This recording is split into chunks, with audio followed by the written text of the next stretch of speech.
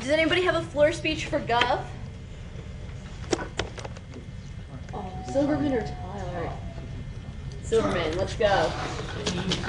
Sorry. Dun, dun,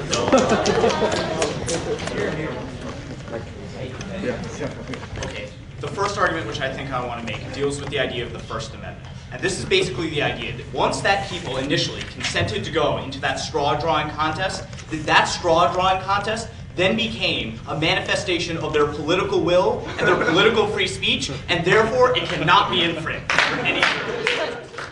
The second argument I want to make, though, deals with the idea of due process. Because I think what's really important in this particular case is the idea that these people did not fully formulate a government and pass laws in that government which allow them to take the actions of the side of the House. And because they didn't do that, these laws are therefore ex post facto and therefore unacceptable.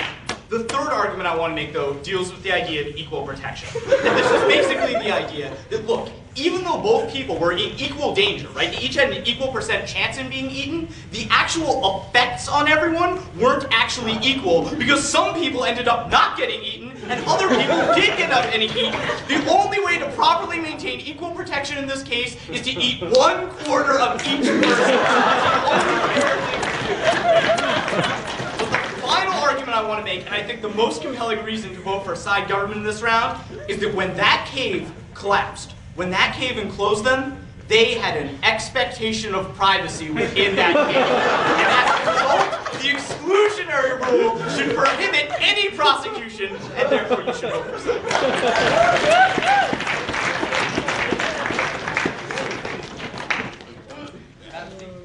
For a real force? No. Anybody besides Jeff? Okay, yeah, you're funny. Go ahead.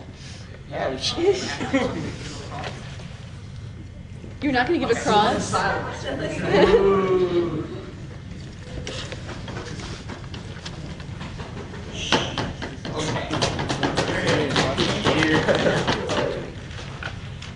So if nothing else, I at least pride myself on my willingness to admit when I'm just making fun of the team. That's why I'm giving the op speech. There are a few things that do need to be made fun of. Maybe I just think outside the box here, but it all stems from that one-lane tunnel example. It strikes me that the example is faulty.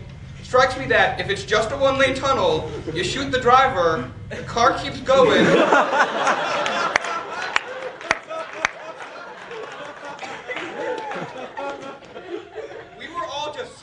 Taken there. No one realized that. No one's realizing how silly a lot of these arguments are, and that's a problem. The first thing, however, is a recognition, a kind of humility tropos. I will never make fun of this round as good as the kids in the hall do. Because the kids in the hall have a great skit where they put someone on trial for cannibalism, and he eats about 36 people because he was in a 2-hour delay in the airport. The point here is that there's got to be proportionality. You have 4 people in this cave. Person weighs 130, 140 pounds. These 3 people can be fed with an arm, a leg at most. You do not, in fact, need to kill this guy. That's just blatantly assumed.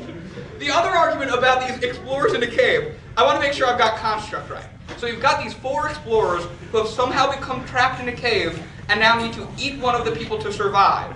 And you're actually making arguments about deterring future instances of this. I don't understand that. Then there's consent. Let me explain to you how consent works here. One guy gets this idea, and he shares it with a buddy, and they both agree with this idea. That's consent. Then they go to the third guy, and maybe he agrees with this idea. That's consent. But then they go to the fourth guy, and they say this: 3 of us want to eat someone else. Either you can draw straws, or you cannot draw straws. You have to devise an alternate method of deciding who gets eaten. I don't understand how that's anything close to consent. The last funny argument we get comes from Tim's PMC, where he actually says, if you lock this guy up, all you are doing is ruining his life and the life of his family. Because the life of his family is going to be hunky-dory, and he's just sitting at home, smoking a pipe, gnawing on some toe every now and then, and minding his own The neighborhood is going to have nothing to say about Mr. Roger the cannibal. I don't think this is how it works. But lastly, I'm afraid we all got our guard down as an audience too. Opposition is not only to blame for not pointing these things out. I'm really concerned that we're going to be taken in the future. Because, first off, we all applauded vigorously when they thankfully did not run a con law case. Low expectation having motherfuckers. You deserve better than just not to have a crappy case. The other thing, however, is that the thought experiment could quickly become a crappy case. Let me explain a possible thought experiment. So you've got this fictional society, but this society has a set of codified laws in articles and sections with a Bill of Rights. We will call this theoretical document a Donstitution. And we will question whether a particular article in the Donstitution ought to apply to this or that. That is technically a thought experiment, but that doesn't make it interesting. I hope.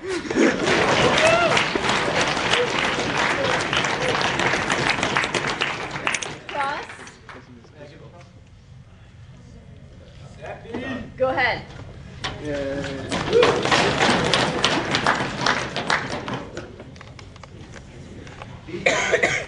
I'm too much of an old man to be funny, but I don't think I'm too old to make some interesting analysis about this case. So I do have a couple things I want to talk about. I'm sorry. The first thing I want to talk about is legal stuff and whether philosophy has any place in the jurors' decisions here. But I would contend that it does. I do think that you need to resolve these philosophical questions before you accept the idea that this guy is, either legally culpable or not culpable, for a couple of reasons. First of all, I want to talk about the two sort of elements of self-defense. First of all, it's whether somebody's life was in danger. Well, obviously people's lives were in danger in this case. But the other element of self-defense is the idea of whether the people who put those people's lives in danger, or whether the person who put those people's lives in danger, was morally culpable for putting them in danger. And I think that is a debatable issue. That's precisely the thing I'm going to talk about later as to whether you're going to take Mike as a coward or as a hero in this case. Because I think that is a debatable thing, and I think that's a philosophical issue that I think the jurors must decide on in order to decide whether this guy is guilty or not. But the next thing I want to talk about is the idea that, even if there are laws that apply to this, or that apply to this sort of case in general, I don't think any law could have anticipated this. And I think that's extremely important, right? That if you can anticipate examples of self-defense in average society, I don't think that necessarily means that when people were formulating laws, they were thinking, well, suppose 4 people were trapped in a cave and they had a straw and they had to decide whether they're going to eat one of them or not. I think the law is kind of silent with respect to this sort of issue. And so I do think that's the case where jurors do have to exercise their philosophical discretion. But the next thing I want to talk about is the idea of how we're going to treat Mike, because I think that's extremely important. Whether or not you're going to say that Mike has a reduced claim to life vis-a-vis the other people in the cave, or whether he has an increased claim to life. Because I would say on one side of the house, you could say he's a coward, right? He didn't undergo a slightly higher amount of punishment, even if that higher amount of punishment would have helped 3 other people stay alive. Maybe he's a coward. On the other hand, maybe he's a hero. He's the one guy who didn't want to sort of dig in with a knife and a fork and cut up one of his friends. I think that that's the sort of issue that really needs to be resolved before you say whether you want to kill Mike as opposed to killing one of the other people. And in many cases, I think it's almost like evaluating whether somebody who dodges the draft is acting morally or not. On one case, they decided they didn't want to kill anybody. On another case, they didn't sacrifice their lives, and instead somebody else is going to have to go out there and sacrifice their lives. I think that's extremely important. So I think lots of these issues need to be considered. Maybe not the funniest floor speech, but I think a floor speech that raises issues that I think that both sides should address in rebuttals.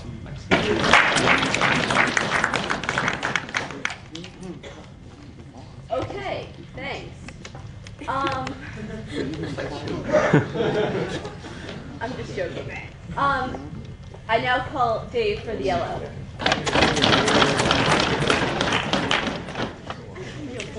Thank you, Madam Speaker, the panel, everyone here debating and otherwise. Okay, the first point I want to talk about is the law. Because I get up here and say that you're a juror and you should follow the law, and Brian's like, you didn't give any reason for this. Well, first I said that you take an oath. I think taking an oath and agreeing to what you said you would do is a reason. I also think that what I said and my partner specifically said, which is that why is it better to substitute your judgment for the law? In other words, maybe the law is imperfect, but my question is, why shouldn't you at least attempt to see what the law would have decided in this case rather than you to say, listen, I'm Mr. Juror Philosopher, and I know what's right. Brian gets up here and tells you, listen, this is a difficult moral question. Maybe it is. But if it is, then why should you, the juror, be the one to decide it? In other words, yes, I realize that the jurors have to decide guilt or innocence, but they don't have to decide the morality of this because there is a guideline, which is the law. What is the response we get? Well, the law was not designed for this. Why? I mean, like, the law wasn't, designed is kind of an interesting word. Clearly, we didn't have every single crime in mind, like whether you knifed him this way or that way or that way. Like, he has to show why the law specifically wouldn't have wanted this case. It seems pretty clear, like, according to the law rather than the design of the law, that it did want to outlaw murder, even when it actually helped you. Like, there's no reason to believe that, like, murder for helping people was allowed by the law. The next thing that they say is, what about malice? Listen, there might be this thing like it didn't have malice. As my partner pointed out, malice doesn't mean you're a bad guy. Malice means you wanted to kill them. So even if you had good intentions, that doesn't disregard the malice idea. The other idea they give, the final thing about under the law, is that this is reckless endangerment. But as I said in my speech, reckless endangerment regards an obligation. In other words, the person had to have been obligated to do something which would not have hurt you. In other words, you have to agree that this person must have been willing to enter the lottery, or he was doing something that was specifically wrong to them. That would also mean that you have to believe he'd have to enter a lottery in which he might be forced to kill someone. Is that really an obligation that we think that all people have? I really don't think so. Even if you believe that you should decide morality, I do think that their morality is particularly suspect. They talk about utilitarianism. My response is this. What about the Oregon example? What about the example where, listen, you kill one person to spread it out to 10? They say, listen, there's not certainty in this case. What if there was, right? Like, as my partner pointed out, there could be certainty. What if the person really had only 5 weeks to live? Could you then kill them to spread out their organs? I don't think so. In other words, does the right to life depend on exactly how many hours they have left in that cave? I talked about this point, never addressed. The idea of castaway, or the idea of just the extension of time. In other words, at what point do you say that it's enough time to respect life? We don't hear an answer. The only thing that they give us in terms of respecting people's rights are that the person would actually choose it, a rational person. First, the person didn't choose it, right? They're giving you no reason to go with the hypothetical rather than the actual. In other words, they're giving you no reason why we should look at rational self-interest rather than what the person actually did. When we say that we respect people's choices, usually we mean we respect people's choices. Not that we respect the choices we wish they would have made because we know a lot better than they do. If you believe in respecting choice, you believe in respecting the choice that the person made. But even if you think that it should be this hypothetical, quote-unquote, rational choice, as my partner notes, there could be completely rational to not want to get involved in this. First, you might think that by committing murder, you'll go to hell. You might think that by eating someone, you'll go to hell. You might think that by engaging in this process at all, you're going to eternally damn yourself. Hell, I mean, if you actually believe this, then much better to die now and have eternity great than not die now, but eternity is going to be really, really bad. Understand that their idea of rational choice isn't necessarily the only idea of rational choice. Understand, really, basically, this round comes down to the idea of, first, you are a juror, not a philosopher, and also they have to distinguish this case from other cases where it's simply beneficial to you or to the utilitarian calculus to kill someone. The fact that it saved your ass is not an excuse, and the fact that you as a juror might be sympathetic is not an excuse. If the law says it's a crime, if we say that people have rights, even if they only have a month to live, then you have to believe that you should find this person guilty. We oppose. I thank the Leader of Opposition, and I now call upon the Prime Minister for the last speech of the round. Thank you very much, Madam Speaker. Everybody in this round, it's been a whole lot of fun. I have 3 things I want to crystallize on. I know it's a lot fewer than I had in the last round. The first thing I want to talk about is the same thing as the first thing Dave talked about, which is the law. Dave gets up here in his speech, and the first thing he says in LOC is, your obligation as a juror is to follow the law. And throughout all the op speeches, I keep thinking some fantastic reasoning is coming about why the self-defense arguments we gave you aren't true. Or some other sort of reason why the law very clearly says that you have to convict in this case. Throughout, they just talk as if they've established this, but they never even really address it. They only provide a couple of things. First, they give this silly idea that the cave is killing these people, not Mike. Brian discusses this. It's a little ridiculous. It's like saying, well, the tires of the drunk driver's car are killing you, not the drunk driver, right? Clearly, if Mike's inaction is going to cause these people to die, in some sense, his action is harming them. The other thing that they say is Allon brings up this example. He says, well, we wouldn't want people to always be able to murder when the person they murdered didn't do everything in their power to help those people.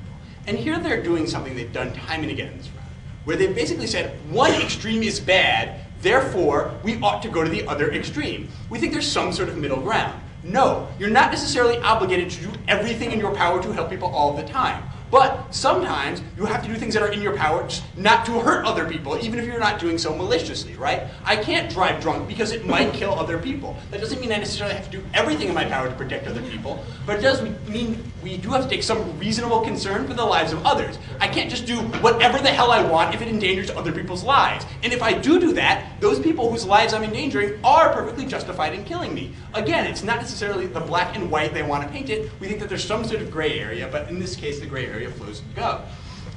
Again, just time and again, they say that the line is hard to draw, so we shouldn't draw it. And they do this with applications of the law, too. They say, well, we wouldn't just want everybody ignoring the law and jurors just deciding however the hell they want. That means that in every case, the juror has to do exactly what the letter of the law says. Brian says, wait a minute. Isn't it possible that there's room for a gray area? That just because one extreme isn't correct, that doesn't mean that the other extreme isn't correct? We never hear a response from this for Allon. All they're willing to say is that, yes, jurors shouldn't just do whatever the hell they want, but they don't seem to take into account that there might be some sort of balancing between what the law is and some sort of moral considerations that should go on. That jurors should consider both of these things. Maybe this is why we have jurors in the first place, right? And again, all of this assumes that they win the legal argument cold. Allon also brings up the idea that this law can be changed democratically. He says, well, people can vote to change this law if it's bad. Imagine if you were on trial for a law that was bad, and you went to jail for the rest of your life, and afterwards, people voted to change that law. You'd still be shit out of luck, Madam Speaker. We don't think it's fair to these spelunkers to say it's okay that they get sent to jail for an unjust law. It can get changed later. That's not good enough. We have to consider every individual. The second thing I want to talk about is morality. And again, what we're going to say is that if the morality question is at all open, if you believe that utilitarian arguments have some sort of justification, if you believe the social contract argument at all, intent is a relevant thing. Sure, maybe if Jeffrey Dahmer thought he was doing a good thing, we can still say that he wasn't. But what we are going to say is that if we're trying to consider if these individuals were acting wrongly or not, we should at least consider what their intent is, that might be relevant. They've never really challenged the idea that their intent wasn't to do a malicious thing, but that they were trying to do the right thing. I also want to talk about this social contract thing. So we hear some wacky social contract reasoning from them, a lot of it in the op blog. They say, well, the social contract considers hypothetical consent, but we don't think that's good. We think you should consider actual consent. People shouldn't be forced to abide by laws that they didn't explicitly agree to. That's a little silly, Madam Speaker, right? Every rich person in the world wouldn't agree to a law whereby they had to pay taxes. They'd be like, no, I want to opt out of this society thing. That's why we can't look to actual consent. We have to consider hypothetical consent. Then we hear this wacky argument about hypothetical consent. They say, well, people might have a good rational reason to object to these laws. Like they think if they follow the law, they might go to hell. If you believe the social contract reasoning that they give you, you have to believe that the government can never force anybody to do anything ever, right? Maybe someone rationally believes that if they pay their taxes, they will go to hell. We think that's not any more unreasonable than thinking that if you do something that maximizes the preservation of life, you go to hell. That means that there's always going to be some sort of person that wouldn't agree to every law. But that doesn't mean that the government is never, ever justified in instituting any law. Sometimes they just have to consider what they think a hypothetical rational actor would do. They've never tried to tell us why a hypothetical rational actor wouldn't agree to a system that preserved life. And they tell us time and time again that preservation of life is just this big assumption that we make that it's good. We're going to say that society makes some sort of basic assumptions about the good all the time. That you can't do what's necessarily best for everybody. We think that assuming that preservation of life is good is not such a radical assumption. The final thing I want to talk about is your obligation. They tell you time and again, your obligation is to uphold the law because you took an oath. I like that reason. What we're going to say is, again, in order for them to win this moral obligation thing, they have to show that it's very, very clear that the law tells you that their side is correct. We don't really think they ever offered any sort of real substantive argument against our self-defense argument, that this person was recklessly endangering these people's lives, and so it was in fact self-defense. Certainly they can't say that you have a dead legal obligation to do it if it's at all a legal gray area. What we're saying is if it is a legal gray area, which we believe it is, you should look to morality. If it's a moral gray area, you should look to intent. These are things you have to think about when you're a juror. They only win if there's no gray area whatsoever, and I don't think that's what's happening. Finally, we're going to say that in the event that there is a gray area, as there is in this case, social utility is a perfectly good thing to look to. We give you a lot of reasons why this is bad for society. You're ruining people's lives, you're wasting society's resources. Basically what they tell you is that's not a big deal because you took an oath. we just don't think that that's a sufficient reason to send 3 people to jail for the rest of their lives, right? We give you social benefits. They give you keeping a promise that you made. We think it's pretty clear which of these is the stronger side. I don't think a promise is reason enough to ruin 3 people's lives. We're proud to propose.